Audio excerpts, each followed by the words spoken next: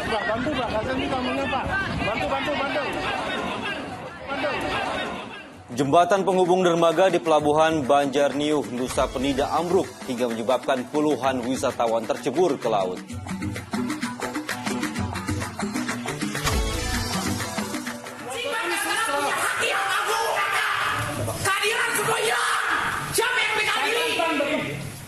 Tidak puas dengan putusan majelis hakim yang sekaligus membebaskan Doni Salmanan dari kewajiban membayar ganti rugi korban, puluhan korban mengamuk di ruang sidang.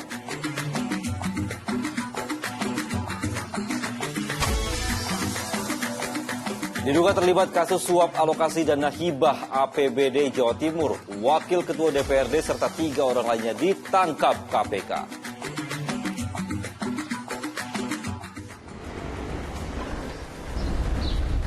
Menjelang laga final Piala Dunia, sorotan akan tertuju kepada sosok Lionel Messi yang belum pernah memenangkan Piala Dunia bersama Argentina.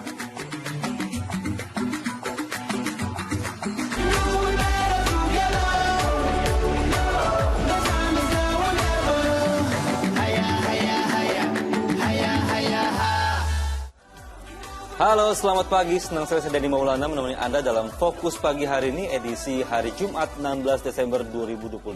Kami hadir dengan rangkaian informasi dan peristiwa terbaru yang telah dihimpun tim redaksi kami hingga dini hari tadi. Langsung saja kita awali informasi di Fokus Pagi. Pemirsa, diduga korsleting listrik, sebuah rumah panggung, berikut kios BBM dan pangkalan tabung gas LPG di Polewali Mandar, Sulawesi Barat hangus terbakar. Sementara itu di Jakarta, kebakaran juga melanda sebuah bangunan 3 lantai di Jalan Ciliwung, Cililitan, Kramat Jati, Jakarta Timur. Kobaran api terlihat di lantai 3 bangunan rumah kontrakan di Jalan Ciliwung, Kramat Jati, Jakarta Timur. Kepanikan terlihat dari penghuni kontrakan lantaran api masih berkobar dari lantai 3 yang dijadikan gudang. Tugas pemadam yang tiba di lokasi langsung berjibaku melokalisir area rumah agar api tidak merambat. Diduga kebakaran akibat korsleting listrik hingga menghanguskan sepeda dan jemuran. Dari di atas ini, buru-buru dah tuh. Atas ternyata kan gudang, di atas pun gudang bukan tempat tinggal bukan. Barang-barang bekas, yang bekas orang kontrak, ditaruh di atas itu kayak bahan, baju bekas. Ini lantai berapa sih, Bang? Astagfirullahaladzim, ya Allah ya Tuhan. Di Kecamatan Beninuang, Polewali Mandar, Sulawesi Barat, sebuah rumah panggung yang dijadikan kios BBM dan juga pangkalan tabung gas LPG hangus terbakar. Kebakaran diduga dipicu akibat percikan arus pendek listrik di kios hingga api dengan cepat membesar dan melahap rumah di sekitar hingga tidak menyisakan satupun barang milik korban. Warga yang ada di lokasi berusaha memadamkan api dengan alat seadanya, tapi banyaknya BBM jenis Pertalite yang mudah terbakar menyulitkan api dipadamkan. Selain menghanguskan rumah panggung dan kios jualan, api juga melahap 3 unit sepeda motor. Tidak ada korban jiwa akibat kebakaran. Kerugian ditaksir mencapai puluhan juta rupiah. Ada motor 3, ada tabung 10, kios 1. Ini memang menjual-jual juga, Pak? Menjual barang campuran. Itu kejadian, Pak, pemilik rumah lagi di mana tadi? Ada di rumah. Nah, Ya semua terus dia turun lari. menyelamatkan diri gitu. Di informasi berikutnya, pemirsa, jembatan penghubung dermaga di Pelabuhan Banjarniuh, Nusa Penida ambruk pada Kamis sore. Akibatnya puluhan penumpang yang merupakan para wisatawan tercebur ke laut.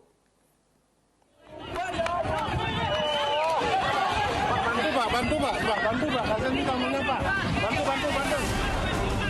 Video amatir ini merekam kepanikan penumpang kapal cepat yang tercebur ke laut sesaat setelah jembatan penghubung menuju kapal di Pelabuhan Banjarniuh, Nusa Penida, Kabupaten Klungkung tiba-tiba ambruk. Penumpang kapal yang merupakan para wisatawan asing ini berusaha menyelamatkan diri dengan berenang ke tepi jembatan. Akibat insiden ini sejumlah wisatawan terluka dan dilarikan ke rumah sakit. 4 orang yang mengalami luka ringan diperbolehkan pulang, sementara 2 lainnya masih dirawat.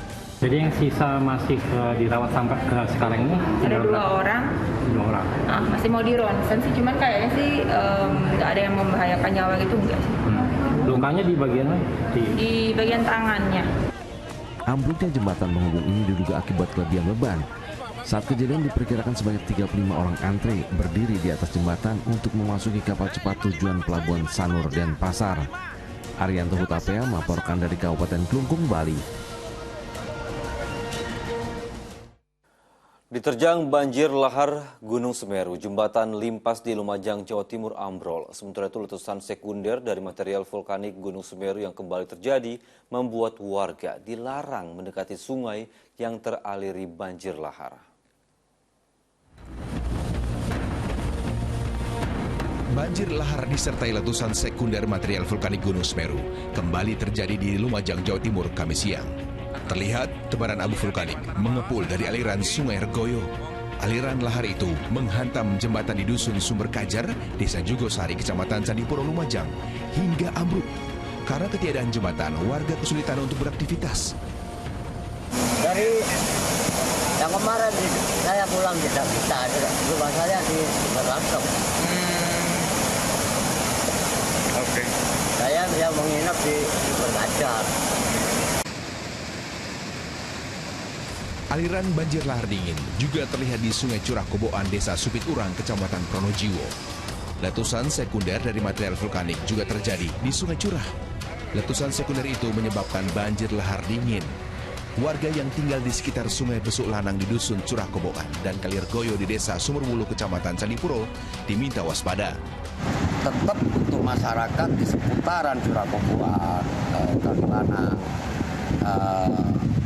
apalagi masyarakat yang berada di sepanjang bantaran sungai Gede Kerjali, Koboan, dan Jugu, Jalan Limpas. Itu mohon meningkatkan kewaspadaan dan berhati-hati. Demi keamanan warga, akses jalan alternatif penghubung Lumajang Malang di Desa Supit Urang telah ditutup. Hingga Kamis, status Gunung Semeru masih di level 3 atau siaga. Nur Salim melaporkan dari Lumajang, Jawa Timur. Di informasi berikutnya, ribuan rumah di Kota Tebing Tinggi, Sumatera Utara terendam banjir hingga setinggi lebih dari 1 meter. Banjir terjadi akibat jebolnya tanggul penahan air sepanjang 200 meter.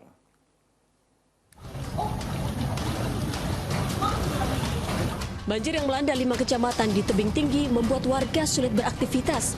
Terlebih di titik-titik terparah, ketinggian banjir mencapai lebih dari 1 meter. Seperti di Kelurahan Bandar Utama, Kecamatan Tebing Tinggi Kota, di mana air mulai membanjiri permukiman sejak Rabu malam. Tadi semalam sore udah banjir, cuman belum masuk. Tinggi-tingginya? Tinggi-tingginya inilah mulai jam 2 lah, jam 2. Jam 2 pagi, Bu ya. Ini banjir dari mana, Bu? Sungai apa, Bu? Sungai Padang itu tanggulnya jebol. BPBD Kota Tebing Tinggi mendata 1.500 rumah terdampak banjir dengan jumlah korban lebih dari 5.600 jiwa. Selain mendirikan tenda-tenda pengungsian di sejumlah titik, petugas terus bersiaga di lokasi untuk membantu korban banjir. Kami mengevakuasi masyarakat yang tidak bisa diangkut dengan manual, kami pakai perahu karet. Kemudian kami mendirikan tenda-tenda. Kemudian kami bantu dengan logistik yaitu berupa beras, mie instan, kemudian telur, kemudian minyak goreng. Banjir disebabkan meluapnya Sungai Padang dan Sungai Bahilang yang diperparah oleh jebolnya tanggul Sungai Padang sepanjang 200 meter. Muhammad Hamdani melaporkan dari Tebing Tinggi, Sumatera Utara. Pemirsa, memasuki hari ketiga, guncangan gempa masih dirasakan warga di Pulau Dewata, Bali. Pemulihan dan perbaikan sarana prasarana pun terus dilakukan. Selain merusak puluhan rumah dan tempat ibadah di Kabupaten Karangasem, gempa dengan magnitudo 5,2 juga merusak gedung anggota dewan. Instalasi langit-langit ruang rapat paripurna gedung DPRD Karangasem ini ambrol saat gempa mengguncang Bali Selasa dan Rabu lalu.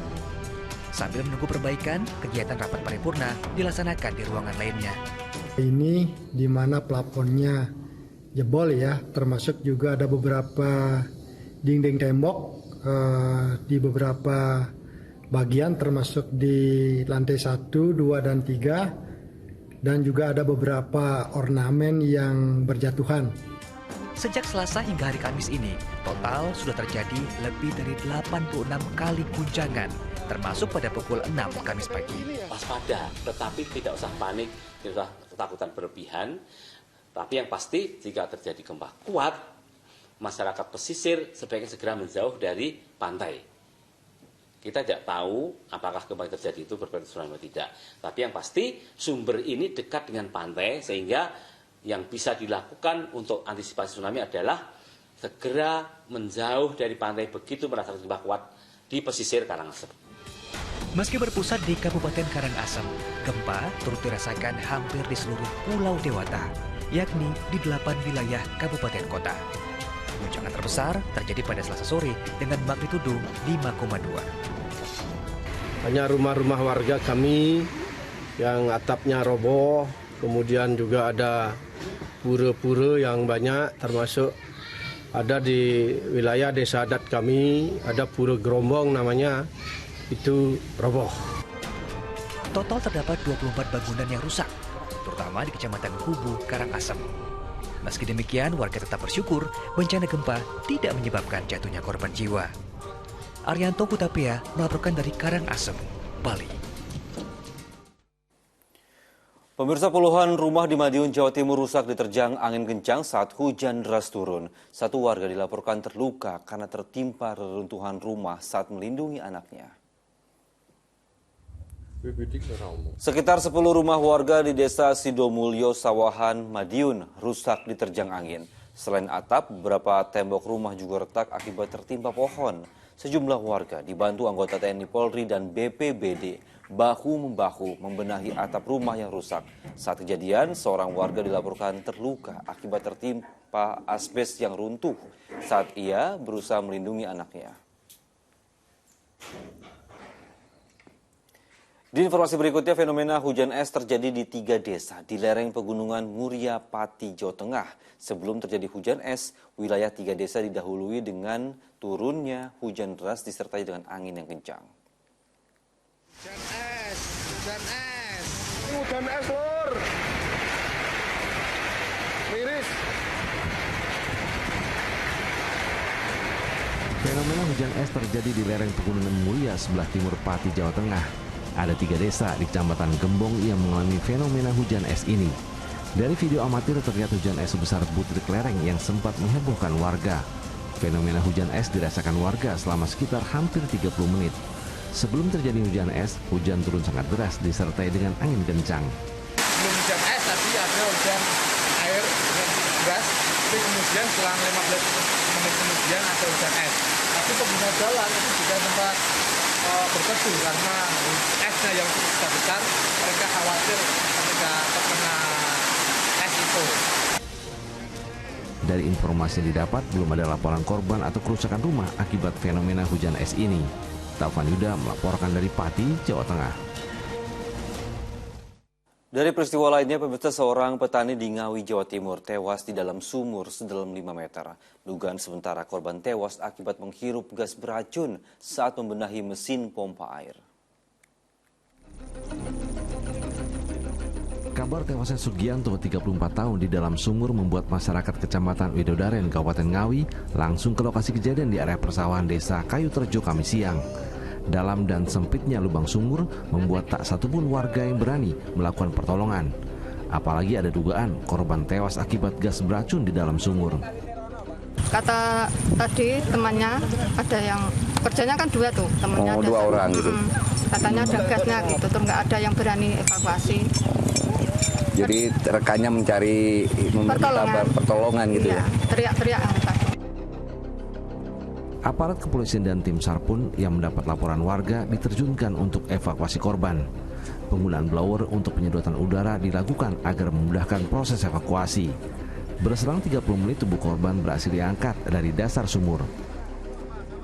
Kami eliminasi dengan cara di blower, kami sembuh dan kami sedot dengan alat kami blower. Di bawah posisi korban gimana, Pak? Dalam kondisi sudah dikait dengan besi yang saat kami datang oleh kait itu dikaitkan oleh masyarakat. Usai dilakukan visum di lokasi kejadian, jenazah korban langsung dibawa ke rumah duka. Polisi menduga korban tewas akibat menghirup gas beracun saat membenahi pompa air di dalam sumurnya. Dirgo Suyono melaporkan dari Ngawi, Jawa Timur. Dari informasi kecelakaan lalu lintas diduga karena hilang kendali karena kemudinya bermasalah. Bus pariwisata berisi rombongan pelajar yang akan berwisata ke Kota Padang menabrak 3 bangunan di jalur lintas Padang Panjang, Bukit Tinggi, Sumatera Barat. Akibatnya 4 orang terluka, sedangkan bus mengalami kerusakan yang cukup parah.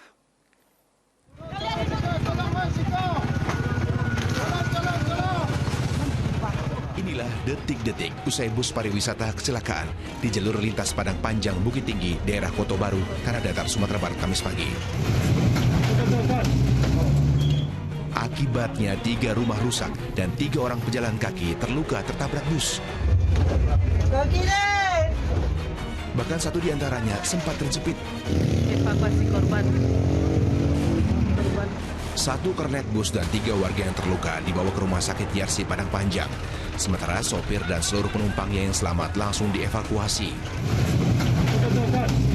Kecelakaan ini bermula saat bus pariwisata yang membawa 4 orang guru serta 38 siswa untuk berwisata ke Kota Padang mendadak hilang kendali karena sistem kemudi tiba-tiba rusak. Sesampainya di TKP, tepatnya di Kota Baru, bus mengalami pecah untuk ball joint stereo sehingga kendaraan lepas kendali dan menabrak 3 rumah dan 1 bengkel. Awak tahu-tahunya itu kan ada badi. Sopir bus sudah diamankan di Polres Padang Panjang untuk diperiksa lebih lanjut. Sedangkan para pelajar yang hendak berwisata terpaksa harus dipulangkan dan membatalkan rencana liburannya ke Kota Padang. Sri Purnama melaporkan dari Padang Panjang, Sumatera Barat. Sementara itu sebuah minibus terjun bebas ke perairan laut di Kota Mara di Bau-Bau, Sulawesi Tenggara. Dan akibat pecah ban, mobil box bermuatan beras terguling di tol dalam kota Grogol arah ke Pluit, Jakarta. Arus lalu lintas di ruas tol dalam kota arah Grogol menuju ke arah Pluit sontak mengalami kepadatan. Pada Kamis siang menyusul sebuah mobil box bermuatan beras terguling. Sejumlah orang bahu-membahu mengevakuasi puluhan karung beras yang tumpah di jalan. Diduga sopir hilang kendali saat ban belakang kendaraan pecah.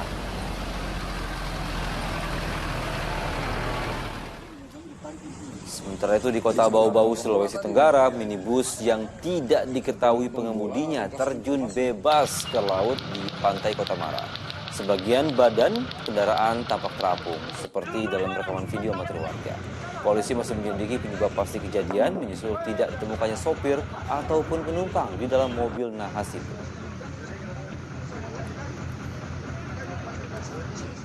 Masih dari informasi kecelakaan lalu lintas, seorang ibu pengendara motor di Jombang, Jawa Timur tewas di tempat kejadian usai motor yang dikendarainya ditabrak minibus yang mengalami pecah ban. Sementara itu di Tambora, Jakarta, 2 pengendara sepeda motor bersenggolan dan terjatuh hingga menyebabkan 1 orang pengendara tewas di lokasi kejadian. 2 orang pengendara sepeda motor ini tergeletak di ruas Jalan Pangeran Tubagus Angke, Tambora, Jakarta Barat, Kamis pagi. 1 orang tewas ketika di lokasi, sementara seorang penumpang lainnya mengalami luka berat.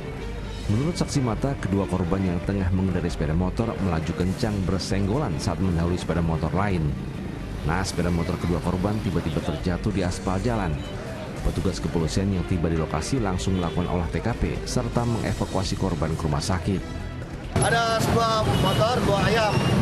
Dia menyalip gak bisa. Oh, jadi nyenggol? Nyenggol, langsung jatuh. Sementara itu di Kecamatan Gudo, Jombang, Jawa Timur, sebuah motor rusak berat usai ditabrak minibus. Saat kejadian, minibus yang melaju dari Kediri menuju Jombang mengalami pecah ban. Akibatnya kendaraan oleng dan menabrak korban yang melaju dari arah berlawanan, hingga motor dan pengendaranya masuk ke kolong minibus dan terseret beberapa meter. Pengendara motor bernama Eni Sofiati tewas di lokasi kejadian dan jasadnya dibawa ke kamar jenazah RSUD Jombang untuk diautopsi. Sementara untuk mengemudi minibus diamankan petugas Satuan Lalu Lintas Polres Jombang untuk diperiksa lebih lanjut. Jayadi dan Dwi Mujiarso melaporkan dari Jakarta dan Jombang, Jawa Timur. Kita beralih ke informasi lain. Terdakwa Nikita Mirzani kecewa lantaran Dito Mahendra, saksi pelapor atas kasusnya, kembali mangkir di persidangan. Terdakwa dugaan pencemaran nama baik itu pun menangis ketika memberikan tanggapan kepada majelis hakim di Pengadilan Negeri Serang, Banten.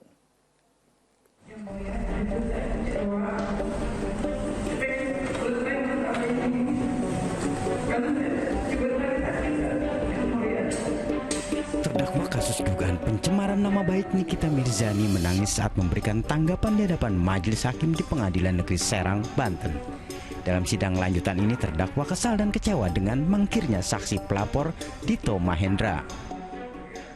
Kecewa karena pengen yang cepat selesai gitu. Buat Tito Mahendra jangan pengecut, tolong hadir segera di pengadilan negeri Serang. Terakhir panggilan hari Senin, mudah-mudahan dapat hadir supaya cepat selesai masalahnya. Dalam persidangan tersebut, jaksa penuntut umum mendapatkan teguran dari majelis hakim agar tidak main-main dengan persidangan Nikita Mirzani. Bahkan majelis hakim juga menetapkan surat panggilan yang disampaikan JPU tidak sah lantaran tidak diberikan langsung kepada saksi pelapor. Majelis hakim memberikan kesempatan kepada penuntut umum untuk menghadirkan seluruh saksi dalam perkara ini dan semua ahli pada sidang tanggal Senin 19 Desember 2022. Sebelumnya Tito Mahendra juga tidak menghadiri persidangan Nikita Mirzani dengan alasan sakit. Tito Mahendra diketahui merupakan pihak pelapor terkait kasus yang menjerat Nikita Mirzani. Ariel Maranus melaporkan dari kota Serang, Banten. Sementara itu, Roy Suryo dituntut hukuman 1 tahun 6 bulan penjara dalam sidang yang digelar di Pengadilan Negeri Jakarta Barat pada kasus meme Stupa Candi Borobudur. Mantan Menpora dinilai jaksa penuntut umum secara sah telah bersalah melakukan tindak pidana tentang informasi dan juga transaksi elektronik. Dalam sidang yang digelar di Pengadilan Negeri Jakarta Barat pada hari Kamis, JPU menuntut terdakwa Roy Suryo dalam kasus meme Stupa Candi Borobudur dengan ancaman hukuman 1 tahun 6 bulan serta denda 300 juta rupiah, subsidiar 6 bulan kurungan. Mantan Menpora dinilai secara sah bersalah melakukan tindak pidana tentang informasi dan transaksi elektronik. Atas tuntutan yang disampaikan, terdakwa Roy Suryo melalui kuasa hukumnya akan mengajukan nota keberatan. Sidang akan dilanjutkan pekan depan dengan agenda pledoi atau pembelaan terdakwa. Sidang lanjutan kasus perintangan penyidikan pembunuhan Brigadir Yosua kembali digelar di Pengadilan Negeri Jakarta Selatan. Sidang yang berlangsung sejak pagi hingga sore itu menghadirkan 2 terdakwa dan 1 saksi mahkota. Sidang kasus obstruction of justice atau perintangan penyidikan dengan terdakwa Hendra Kurniawan dan Agus Nurpatria kembali digelar di Pengadilan Negeri Jakarta Selatan. Sidang yang berlangsung Kamis pagi itu menghadirkan Irfan Widianto sebagai saksi mahkota.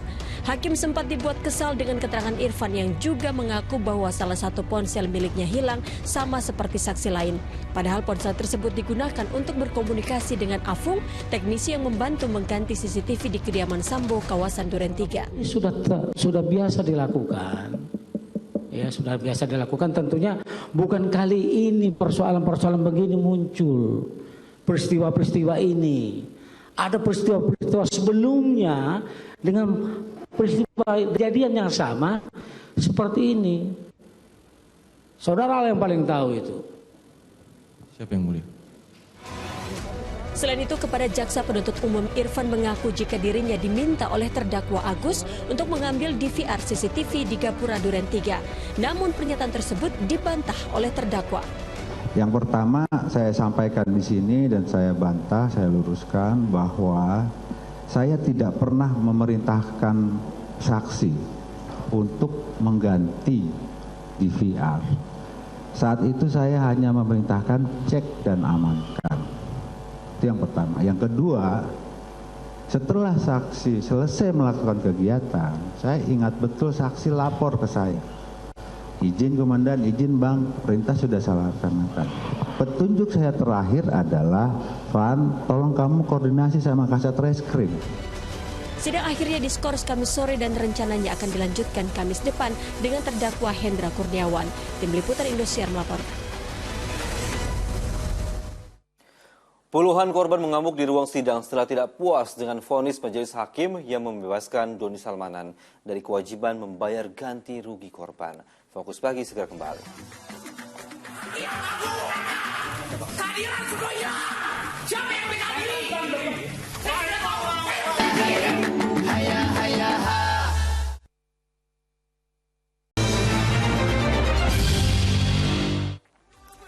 Anda kembali menyaksikan Fokus Pagi bersama saya Dani Maulana dan kini kita masuk ke segmen Fokus Kasus. Pemirsa, seorang wanita lanjut usia tewas dalam peristiwa perampokan di Sunter Agung, Jakarta Utara. Sopir pribadi korban yang diduga terlibat berdalih sakit hati menjadi alasan terjadinya kejahatan itu.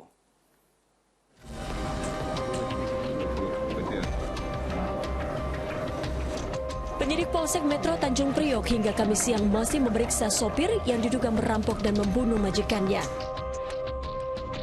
Dua korban yang semuanya wanita dianiaya dan disekap di rumah mereka di perumahan Gria Inti Sentosa, Sunter Agung, Tanjung Priok, Jakarta Utara. Salah satu korban berinisial M, usia 76 tahun, meninggal dunia akibat dianiaya tersangka. Sementara korban lainnya berinisial R, usia 66 tahun, mengalami luka dan dalam keadaan kritis. Tersangka yang sudah bekerja 3 bulan di tempat korban beralasan dirinya kerap dimarahi korban sehingga membuatnya sakit hati. Selain itu tersangka juga sedang dililit utang sehingga merampas harta korban. Si pelaku ini sakit hati dengan korban. Jadi sering dimarah-marahi di tempat umum, jadi menimbulkan dendam dan juga ingin menguasai harta korban. Karena menurut keterangan yang bersangkutan, si pelaku ini mempunyai banyak hutang. Untuk mengungkap motif lain dari perampokan maut itu, polisi masih meminta keterangan tersangka. Arafah Supandi melaporkan dari Jakarta. Di informasi berikutnya, karena diteriaki korbannya, seorang pelaku penjambretan di Ciracas, Jakarta Timur menjadi sasaran amukan warga. Dalam rekaman video amatir, terlihat seorang pria dibekuk warga di Jalan Cisah, Ciracas, Jakarta Timur. Warga menyampaikan emosi mereka dengan menghakimi pria itu. Pelaku ditangkap setelah warga mendengar teriakan seorang wanita pemilik toko kelontong yang menjadi korban penjambretan oleh pelaku. Pelaku menjambret kalung emas korban dengan berpura-pura sebagai pembeli di toko korban. Pelaku saat ini ditahan di Mapolsek Ciracas untuk pemeriksaan yang lebih lanjut. Aksi begal sadis bersenjata tajam kian meresahkan masyarakat. Terekam CCTV di Jalan Raya Cikuda, Wanaherang, Bogor. Kawanan pelaku membegal seorang pedagang ayam potong dan merampas sepeda motornya. Aksi begal sepeda motor yang terjadi di Jalan Raya Cikuda, Wanaherang, Desa Wanaherang, Kabupaten Bogor, Jawa Barat ini terekam CCTV. Kawanan pelaku berjumlah 4 orang bersepeda motor melancarkan aksinya dengan memepet motor seorang pedagang ayam potong sambil mengacungkan celurit. Korban warga Cilengsi ini sempat melakukan perlawanan, namun tak berdaya lantaran pelaku menyambatkan senjata tajam ke tubuhnya. Pelaku lantas menggasak motor korban dan kabur. Warga yang mengetahui kejadian ini langsung melarikan korban ke puskesmas tempat. Aparat Polsek Gunung Putri yang menyelidiki kasus begal sadis ini menyebutkan peristiwa terjadi Kamis dini hari sekitar pukul 4 ketika korban hendak mengantar ayam dagangannya ke pasar Wanaherang. Yang saat itu hendak berjualan di pasar Wanaherang dibuntuti dari sekitar Cilengsi, kemudian saat melintas di depan toko keramik Jalan Cikuda, ia dipepet oleh 2 motor berjumlah 4 orang dan langsung berusaha merebut motor korban. Dan salah satunya sempat mengayunkan celurit yang mengenai bagian pinggang korban. Berbekal rekaman CCTV, polisi kini memburu pelaku yang sudah dikantongi identitasnya. Asep Solihin melaporkan dari Kabupaten Bogor, Jawa Barat. Temuan jasad siswi SMA di dalam sumur menggegerkan warga Kecamatan Sunggal, Deli Serdang, Sumatera Utara. Kondisi gadis malang itu mengenaskan dengan leher terlilit dasi sekolah. Jasad siswi SMA warga desa Purwodadi, Kecamatan Sunggal, Kabupaten Deli Serdang sudah membengkak dengan leher terikat dasi. Korban masih mengenakan seragam sekolah saat diangkat dari dalam sumur sebuah ladang milik warga. Polisi melakukan olah TKP dan memeriksa sejumlah saksi untuk mengungkap kematian gadis malang ini. Diduga sudah 2 hari jasad korban di dalam sumur setelah dinyatakan tidak pulang ke rumah sejak 13 Desember 2022. Mayat di dalam sumur. Kemudian kita lakukan pemanggilan identifikasi untuk diangkat dari sumur. Jenazah berpakaian sekolah SMA dan tanpa identitas. Saat ini kami melakukan penyelidikan dan mencari saksi-saksi untuk bisa mengetahui apa yang terjadi sebenarnya. Kita beralih ke kasus lain, pemirsa. Majelis Hakim Pengadilan Negeri Bale, Bandung menjatuhkan vonis 4 tahun penjara dan juga denda 1 miliar rupiah kepada terdakwa kasus penipuan berkedok investasi binary option Quotex, Doni Salmanan. Tidak puas dengan putusan yang sekaligus membebaskan Doni dari kewajiban membayar ganti rugi korban, puluhan pengunjung mengamuk di ruang sidang.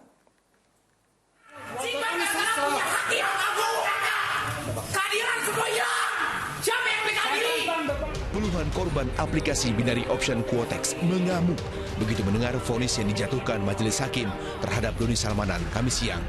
Kami korban negara, kami semua kami usia kami sudah tua. Bang negara, siapa kami? Uang kuliah kami Doni. Mereka berteriak menilai hakim tidak adil karena membebaskan Doni dari kewajiban membayar ganti rugi korban. Kami akan berhenti sampai uang kami kembali. Ajab lihat teman, ajab ya. Uang yang Anda ambil, maka Anda amankan dari mereka. Yang mengurusi kasus ini. Anda, anak ibu, semua kena. Dalam sidang di Pengadilan Negeri Bandung Bale, Kabupaten Bandung Kamis siang, majelis hakim memvonis 4 tahun penjara dan denda 1 miliar rupiah kepada terdakwa kasus penipuan berkedok investasi binary option Quotex Doni Salmanan. Terdakwa dinilai bersalah karena menyebarkan berita bohong dan menyesatkan sehingga merugikan para korban sebesar 24 miliar rupiah. Namun hakim menilai terdakwa tidak melakukan tindak pidana pencucian uang sehingga memutuskan mengembalikan sebagian asetnya. Sebab aset yang didapat Doni sebagai afiliator Quotex dinilai hakim bukanlah hasil tindak pidana. Terdakwa Doni Muhammad Taufik alias Doni Salmanan tidak terbukti secara sah dan meyakinkan bersalah melakukan tindak pidana sebagaimana dalam dakwaan umum. 3. Membebaskan terdakwa oleh karena itu dari dakwaan penuntut umum tersebut. 4. Menjatuhkan pidana terhadap terdakwa dengan pidana penjara selama 4 tahun dan pidana denda besar 1 miliar. Putusan hakim ini jauh lebih ringan dari tuntutan jaksa, yaitu 13 tahun penjara. Sejak awal persidangan hingga vonis, terdakwa Doni hanya mengikuti persidangan secara virtual. Muhammad Abbas melaporkan dari Kabupaten Bandung, Jawa Barat. Pemirsa, sejak diluncurkan 2 hari lalu, kamera tilang elektronik atau ETLE Mobile, patroli Direktorat Lalu Lintas Polda Metro Jaya merekam ribuan pelanggaran lalu lintas. Petugas langsung menerbitkan surat konfirmasi yang kemudian dikirim ke pelanggar setelah melalui serangkaian verifikasi. Kehadiran kamera tilang elektronik atau ETLE di 11 mobil patroli Direktorat Lalu Lintas Polda Metro Jaya cukup efektif untuk merekam pelanggaran lalu lintas di jalan raya. ETLE Mobile yang ditempatkan di sejumlah area yang belum terjangkau kamera ETLE statis merekam ribuan pelanggar lalu lintas dalam 2 hari terakhir. Perharinya pelanggaran lalu lintas lebih dari 250 kasus. Sehari bisa mencapai 250 per kendaraan. Iya. Dan motor. Pelanggarannya, ya semuanya, ada mobil, ada motor seluruh. Tidak menggunakan helm, melawan arus, ada lengkap semuanya. Jadi melanggar rambu, terus sapu pengaman, ganjil genap. Nah, yang paling banyak mengganjil genap. Diduga terlibat kasus suap alokasi dana hibah APBD Jawa Timur, Wakil Ketua DPRD serta 3 orang lainnya ditangkap KPK. Fokus Pagi segera kembali.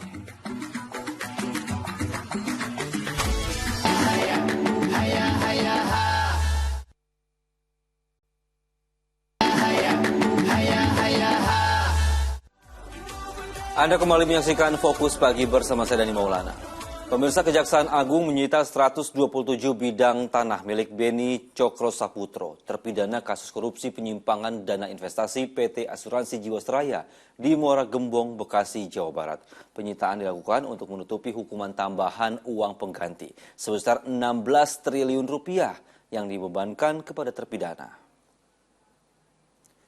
Aparat penyidik Kejaksaan Agung mengeksekusi 127 bidang tanah seluas 179 hektar milik terpidana kasus dugaan korupsi dana investasi PT Jiwasraya dan PT Asabri, Beni Cokro Saputro, di Desa Pantai Harapan Jaya, Kecamatan Muara Gembong, Kabupaten Bekasi, Jawa Barat.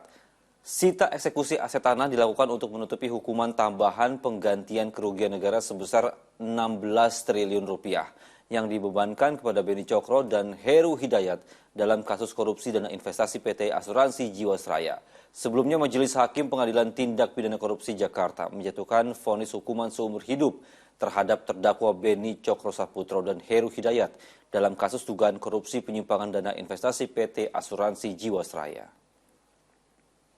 Telah mendapatkan aset ya, dari terpidana Beni Cokro yang sebelumnya telah dilakukan penelusuran oleh tim Satgas, menemukan sebanyak 179 bidang tanah. Ini melengkapi jumlah sebelumnya sehingga mencapai 1.113 hektar dari total yang sudah dilakukan sita eksekusi. Komisi Pemberantasan Korupsi menangkap Wakil Ketua DPRD Jawa Timur serta 3 orang lainnya dalam operasi tangkap tangan. Mereka diduga terlibat kasus suap terkait alokasi dana hibah yang bersumber dari APBD Jawa Timur. Pak, izin ada komentar ya, Pak? Wakil Ketua DPRD Jawa Timur Sahat Tua Simanjuntak yang terjerat operasi tangkap tangan Komisi Pemberantasan Korupsi di Surabaya, Jawa Timur tiba di gedung KPK di kawasan Kuningan, Jakarta Selatan, Kamis siang. Sahat ditangkap bersama 3 orang lainnya karena kasus suap terkait alokasi dana hibah yang berasal dari APBD Provinsi Jawa Timur. Dalam operasi tangkap tangan itu, KPK juga menyita sejumlah uang tunai. Sejauh ini KPK telah menangkap 4 orang yang diduga sedang melakukan tindak pidana korupsi berupa suap terkait pengurusan alokasi dana hibah yang bersumber dari APBD Provinsi Jawa Timur. Benar, 1 di antaranya adalah pimpinan DPRD Jawa Timur dan 3 lainnya staf ahli di DPRD dan juga pihak swasta. Setelah menangkap Wakil Ketua DPRD Jawa Timur, Kamis siang KPK menyegel 4 ruang di kantor DPRD Jawa Timur di Jalan Indrapura, Surabaya. Salah satunya adalah ruang kerja Sahat Tua Simanjuntak. Selain itu, petugas KPK juga memeriksa rekaman CCTV gedung yang diduga berisi aktivitas terduga pelaku. Tim Liputan melaporkan.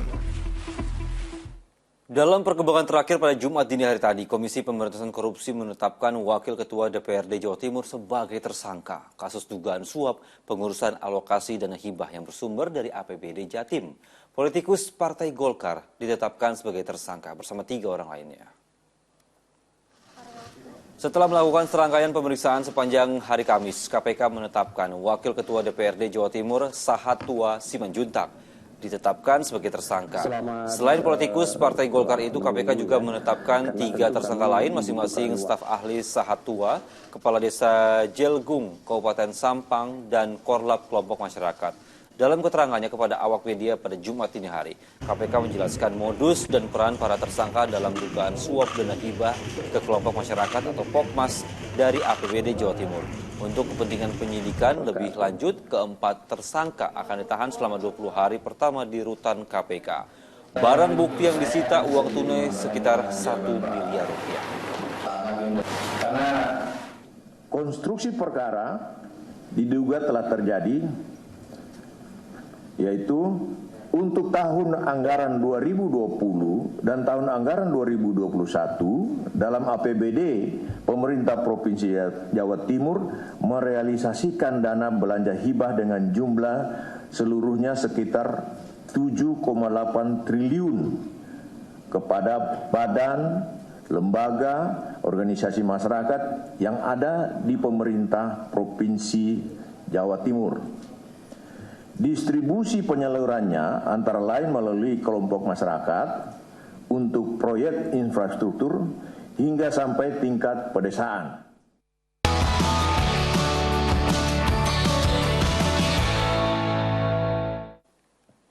Pemerintah berupaya menekan kenaikan harga kebutuhan pokok atau sembako, diantaranya dengan menanggung biaya pengiriman bahan pangan dari tingkat distributor ke pedagang. Sementara itu menjelang Natal dan Tahun Baru, kenaikan harga semua kebutuhan pokok tidak terelakkan. Bahkan harga tomat merah melonjak di kisaran Rp25.000 per kilogram. Pasar Palmerah Jakarta selain cabai rawit merah dan hijau naik menjadi Rp50.000 per kilogram, bahkan harga tomat melonjak naik menjadi Rp25.000 per kilogram. Sedangkan harga telur ayam ras masih stabil di Rp32.000 per kilogramnya. Kenaikan harga diperkirakan masih terjadi hingga awal tahun 2023. Hal serupa juga terjadi di pasar tradisional Kota Bandung, Jawa Barat. Harga daging ayam terutama yang pejantan melonjak naik menjadi Rp38.000 per kilogramnya. Sementara untuk daging ayam biasa di kisaran Rp34.000 per kilogramnya. Meski harga sembako terus mengalami kenaikan harga jelang perayaan Natal dan Tahun Baru, Menteri Perdagangan Zulkifli Hasan memastikan ketersediaan bahan kebutuhan pokok mencukupi. Untuk menekan lonjakan harga, Kementerian Perdagangan akan menanggung seluruh biaya pengiriman bahan pangan dari tingkat distributor ke pedagang. Menstabilkan harga telur gimana nih Pak? Memang naik sedikit, tidak bisa lagi. Ya, karena permintaannya naik, ngerem permintaan kan nggak bisa. Ya, sementara suppliernya kan kita nggak bisa. Jadi kalau tinggi sekali, paling tinggi nanti ongkosnya kita tanggung, sehingga harganya nggak naik.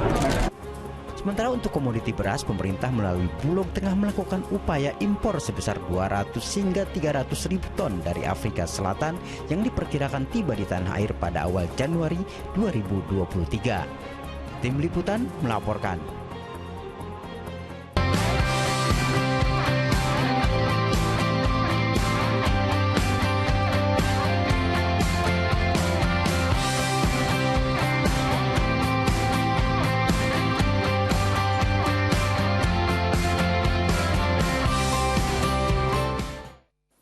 Di informasi berikutnya, pemirsa, Bank Rakyat Indonesia BRI menunjukkan aksi nyata dalam mendukung pelaku UMKM untuk menembus pasar global. BRI kembali memberikan wadah pelaku UMKM untuk naik kelas dalam ajang UMKM Export Brilliantpreneur 2022.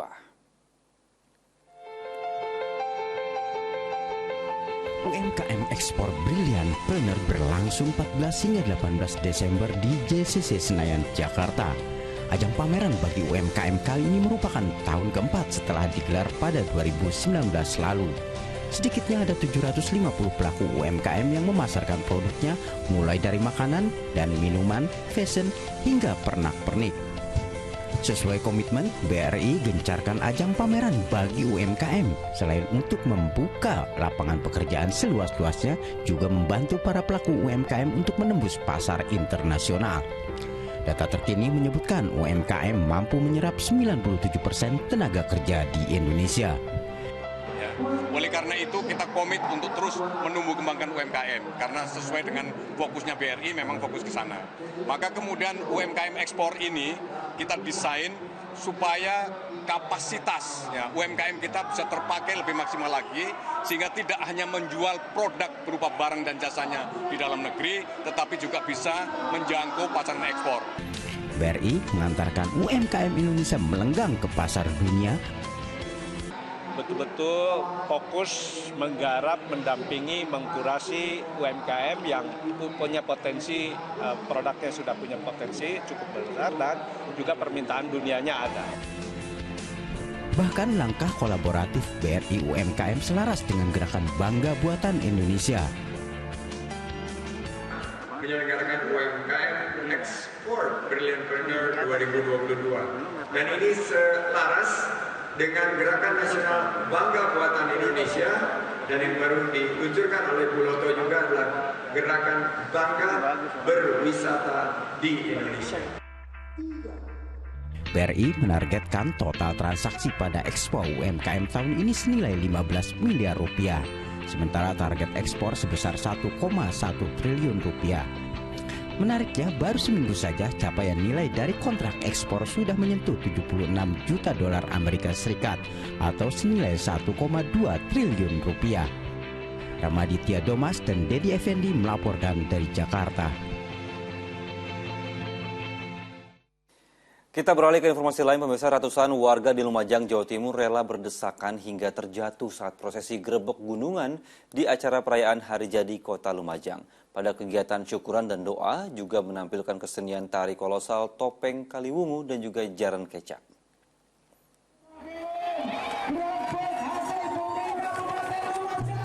Ratusan warga Lumajang ini langsung berlari ke tengah lapangan alun-alun Kabupaten Lumajang untuk memperebutkan 4 gunungan hasil bumi yang berisi sayur dan buah-buahan. Warga sangat antusias hingga tidak sedikit yang saling berdesakan hingga terjatuh saat berebut hasil bumi ini. Kegiatan gerebek gunungan hasil bumi ini digelar dalam peringati Hari Jadi Kabupaten Lumajang yang ke-767. Terang tomat, salah. Tadi sempat rebutan, Bu? Iya, tercepet. Oh, sampai tercepet? Iya, kejinja. Alhamdulillah, barakallah. Masih dikit. Angin wong Lumajang. pemerintah bersama masyarakat setempat berdoa dan bersyukur kepada Tuhan atas hasil panen yang melimpah serta agar dijauhkan dari musibah erupsi Gunung Semeru. Topeng Kaliwungu, karena kita ingin mengangkat kembali tari topeng Kaliwungu yang tidak dimiliki oleh daerah lain karena khas jenis topengnya juga. Dan kedua, jaran kencak yang itu sudah menjadi tarian khas Lumajang. Sebelum diperebutkan, hasil bumi ini diarak keliling kota Lumajang. Selain mengarah gunungan, dalam kegiatan ini juga mempersembahkan sejumlah hiburan seni tradisional Lumajang seperti tari kolosal topeng Kaliwungu dan pertunjukan jaran kecak yang menjadi warisan budaya tak benda Kabupaten Lumajang. Nur Salim melaporkan dari Lumajang, Jawa Timur. Kita jeda sejenak pemirsa, Fokus Pagi akan hadir kembali dengan sejumlah informasi lainnya, diantaranya adalah dari informasi Piala Dunia. Lionel Messi akan menjadi sorotan menjelang laga syarat gengsi di partai puncak Piala Dunia Qatar menghadapi juara bertahan Prancis. Selengkapnya sesi jeda berikut ini hanya di Fokus Pagi.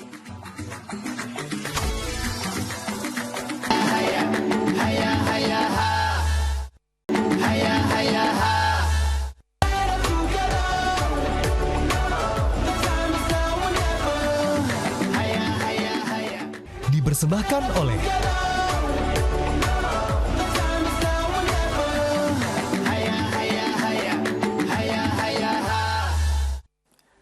Anda kembali menyaksikan Fokus Pagi bersama saya Dani Maulana.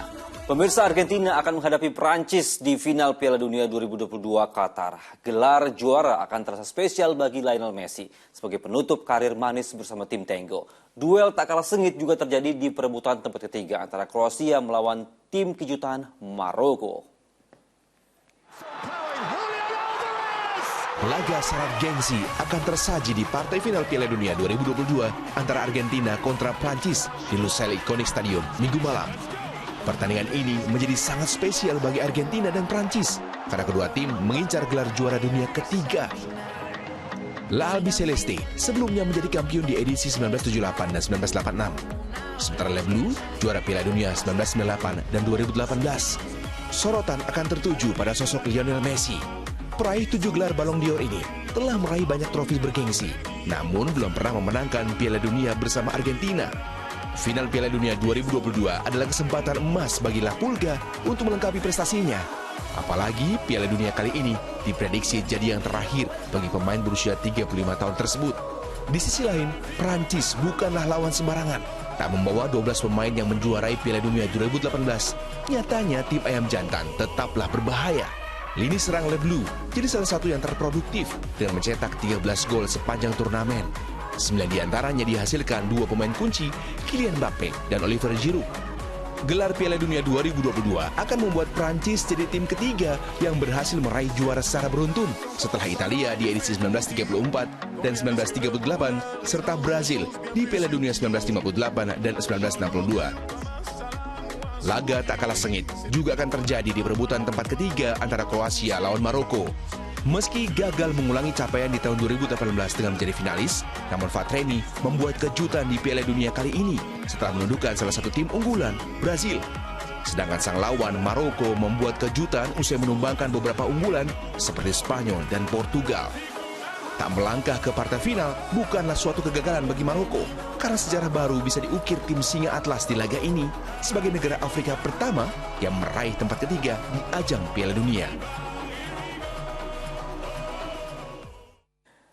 Menjelang partai final, skuad Argentina mendapat dukungan unik dari warga Rosario yang merupakan kampung halaman Lionel Messi. Dukungan diberikan lewat mural dan bendera bernuansa biru putih yang menghiasi sudut kota dengan indah.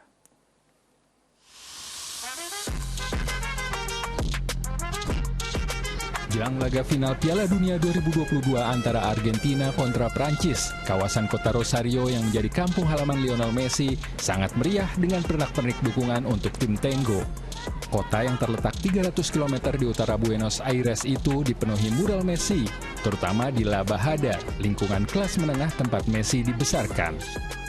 Mural dan pernak-pernik bernuansa biru putih warna kebesaran Argentina terlihat di beberapa sudut kota Rosario yang juga kota kelahiran La Pulga. Estamos nerviosos porque queremos muchísimo, bueno, como todos queremos muchísimo que esta sea nuestra copa, que esta sea la copa de Lionel. Estamos confiados también, pero bueno, es fútbol, puede pasar cualquier cosa, pero sí, el nerviosismo está. Selain itu, antusiasme juga ditunjukkan para anak sekolah dasar yang berharap kembalinya kejayaan La Albiceleste di Piala Dunia.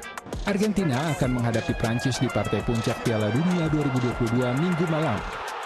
Publik tim Tenggo berharap Lionel Messi dan kolega mampu membawa pulang piala yang terakhir kali diraih pada tahun 1986 lalu.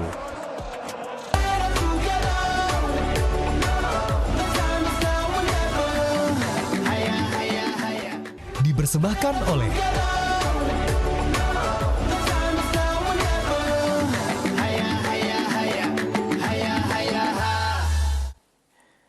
Dari sepak bola dalam negeri pemirsa, pada pekan ke-15 BRI Liga 1 persaingan di papan atas klasemen semakin sengit. Borneo FC Samarinda naik ke puncak klasemen usai menaklukkan Bali United 3-1. Sementara itu Madura United berhasil memberikan kekalahan perdana untuk PSM Makassar. Bali United harus tergusur dari puncak klasemen BRI Liga 1 usai ditundukkan Borneo FC Samarinda dengan skor 1-3 pada pekan ke-15 di Stadion Sultan Agung Bantul, Yogyakarta, Kamis sore. Setelah tanpa gol di babak pertama, pesut Etam berhasil membuka keunggulan di menit ke-52 melalui sepakan jarak jauh Andi Harjito.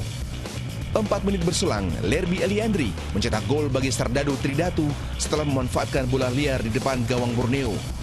Borneo FC kembali unggul di menit ke-61. Tandukan keras Agung Prasetyo usai menerima sepak pojok Stefano Lillipali meluncur deras ke gawang Muhammad Ridho. Gol penalti Jonathan Bustos memastikan kemenangan Borneo FC menjadi 3-1. Hasil ini mengantarkan tim besutan Andre Gaspar mengkudeta Bali United dari puncak klasemen BRI Liga 1.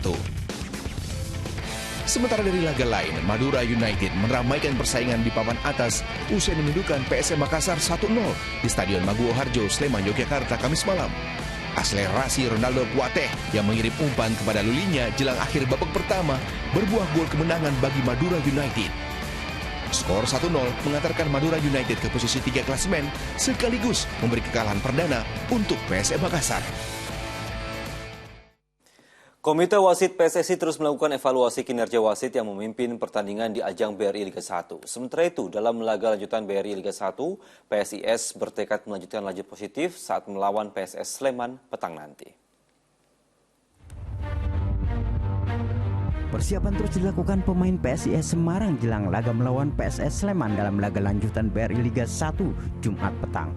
Raihan 3 poin kembali menjadi target Laskar Mahesa Jenar.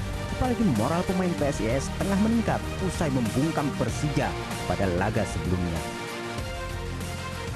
Meski demikian, PSIS tidak ingin meremehkan kekuatan PSS Sleman yang terus berbenah. Mampu menahan imbang Borneo FC di laga terakhir menjadi modal pasukan Super Elang Jawa menghadapi PSIS yang dihuni sejumlah pemain bintang.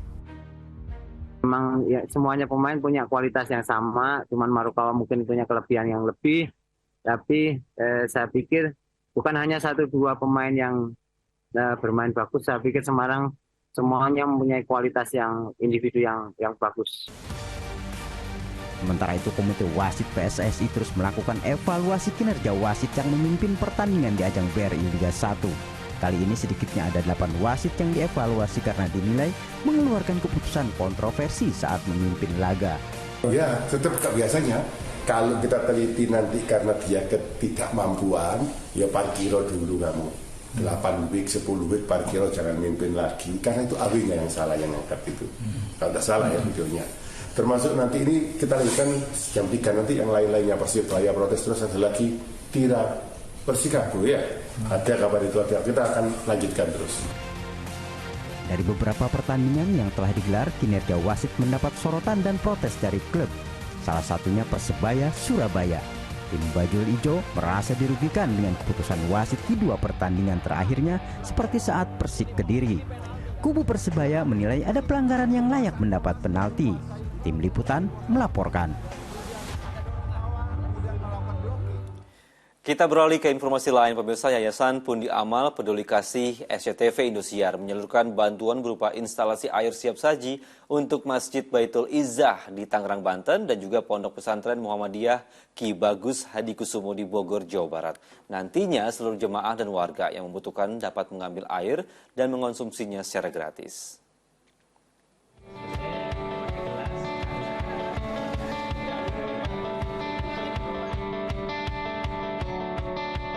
Yayasan Pundi Amal Peduli Kasih SCTV Indosiar bekerjasama dengan Yayasan Bahtera Maju Indonesia atau YBMI menyerahkan bantuan instalasi air siap saji di lingkungan Masjid Baitul Izzah, Tangerang.